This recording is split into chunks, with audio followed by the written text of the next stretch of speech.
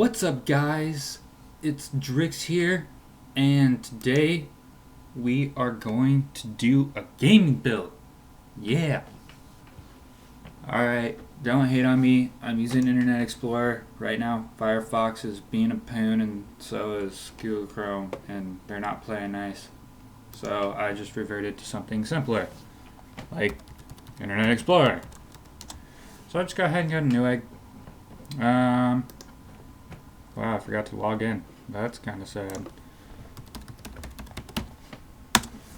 But today is a very special build because let's us just check how much it really is. $440.92. Actually, it's $455.91. Okay.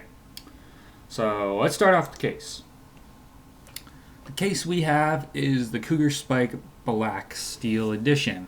It's a micro ATX plastic case. It's a little bit flimsy. You can watch some reviews on it if you would like. Since we do have a micro ATX motherboard, this is going to be perfect. It supports everything. It's got toolless installation. It's got a fan. It's got USB 3, but the motherboard we're getting does not have USB 3.0 on it, so there is some future proofing in there.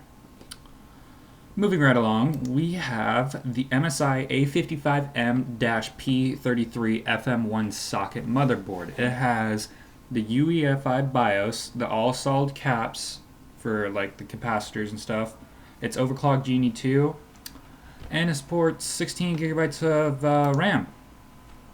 And the processor we are getting. It also supports up to 1866 speed RAM, which is really nice if you want to upgrade in the future. So yeah, it's got a PCI Express slot. It only has SATA 3 gigabit a second, which is fine. It's a gaming build. It's not the fastest thing you could possibly get. Excuse me. Moving right along.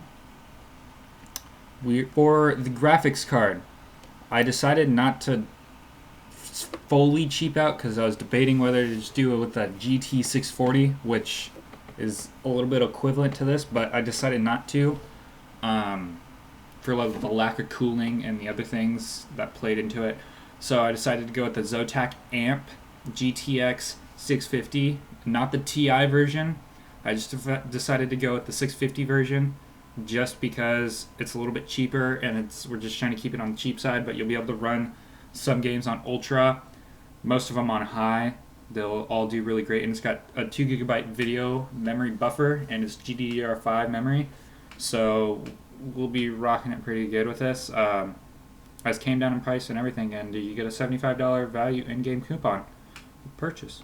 Probably not going to be available if you guys decide to buy it, but yeah, it's got 384 CUDA cores, which is nice for all your gaming, graphical, intense things that you guys do.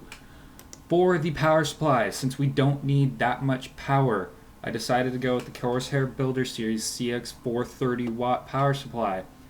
You can go ahead and get this modular one, but I decided to keep it low on price instead of going up to $54. I kept it right here. This will provide plenty of power. The graphics card, I believe, only needs 350 watts of power, so we're just fine. You can do the wattage calculator on Newegg if you'd like. For the processor, we're going with the AMD A6 3670K unlocked Llano. It's clocked at 2.7 gigahertz, but it is overclockable since it is a quad core. You can do the CP or the hybrid. What do you call it? Well, I'm forgetting all these names. The hybrid crossfire between AMD graphics cards and the AMD GPUs, or the APUs, my bad. You probably have to look into that a little bit more. I don't know much about it, but you guys can go ahead and decide whichever graphics card you want, and I'll leave another link in the description for a different graphics card if you guys would like to check that out. For the memory, we're not doing anything really fancy. We're just getting some G.Skill 4 gigabytes of RAM, 2x2 sticks. It's DDR3, 1333 speed. It'll be fine for all our games because most games only go up to like 4 gigabytes of RAM is what they need. So yeah, that's the RAM. For the hard drive, we're not going with this SSD because this is a budget gaming rig. We are going with the Western Digital Caviar Blue 500 gigabyte 7200 RPM drive. It's got 16 megabyte cache. It's okay for cache. It has SATA 6 gigabit a second, so if you did upgrade the motherboard, you could go. It would take advantage of 6 gigabit a second, but this is backwards compatible with 3 gigabit a second, so we're fine there. Yeah, daily computing. It's all good to store your nice little games.